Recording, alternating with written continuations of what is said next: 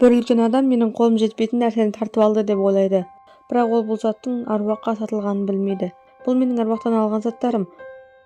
Жатақханаға қайтып келген соң төсегіме біреу сасық түсініксіз сұйықтық төгіп кеткенін байқадым. Орнымда шегелер қойылыпты. Леке абайлап қасыма келді. Дадо, мен оларды тоқтатпақ болдым, бірақ олар тыңдамады. Леке, тағы да артық іске араласып жүрсің бе? Сақ бол, стипендияңнан айырылып қалуың мүмкін. Леке қорқып бірден басын төмен түсірді. Дадо, мына іс сенің үстіңдегі кедейліктің ісіне ұқсай ма? деп Хуан Цзяо күліп жіберді. Басқалар да қарқылдап күлді. Мен үндемей таса төсек жаймасын ауыстырдым. Олармен ұрысып тұрғым келмеді. Қалай болса да екеуі де көп ұзамай өледі. Жуынатын бөлмеге барсам, олардың шектен шыққандарын көрдім. Щеткамды бұлғап тастаған. Онымен қоса аппақ болған сүлгімді де ласқап тастаған. Сол кезде Хуан Цзяо мен Ли Ян келді. Кешір, ол сенің сүлгің бе?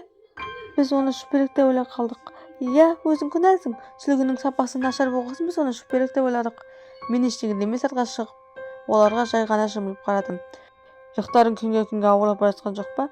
Хуан Цзяо мен Ли Ян бірден таңырқап қалды. Сен оны қайдан білесің? Деді Хуан Цзяоның иығын ұстап. Олардың түрі біртүрлі болып кетті. Менің ернімнің ұшы сәл көтерілді. Олар өздері бірге екі аруақты алып келген. Әлгі аруақтар олардың мойнынан қысылып ұстап тұр. Аппақ жүздері олардың бетіне тақап қалған. Келесі сәтте әйнек стакан менің бетіме қарай лақты. Уақытына жалтарып үлгермесем, басым жарылып кетер еді. Дадао, сен үнемі жын туралы айтасың. Әлі күнге дейін сонымен қорқытасың ба? Мен шарасыз күлімсіреп, егер шын ниетпен менен өтінсең, бәлкім саған көмектесермін. Сенен өтінемін бе? Хуан Цзяо мұны өте күлкілі нәрсе естігендей болды. Ал Лиан тіпті мойнынан мазақтап күліп жүрді. Келесі өмірде бәлкім, ал әзіргі бүгін түнде жақсы түс көріңдер, деді де бұрылып кетіп қалды. Сол кезде Хуан Цзяоның айқайын естідім. Ауырды, қатты ауырды. Оның айқайы бірден байқұс қалатын назардан аударды. Лиан жарықты қосып не болғанын сұрады. Хуан Цзяо көзін ашып демігіп, жаңа ғана біреу шашымды қатты тартып қалғандай болды. Ол қорқып, шынымен де біреу шынымен менің шашымды жұлып жатыр. Хуан Цзяоның жастығының үстінде бір уыс қара шаш жатыр екен. Анық көрініп тұр, олар біреудің тамырымен жұлынған сияқты. Лиан да қорқып кетті. Сен ұйқыда жүріп кеткен жоқсың ба? Жатақханада басқа ешкім болуы мүмкін емес қой.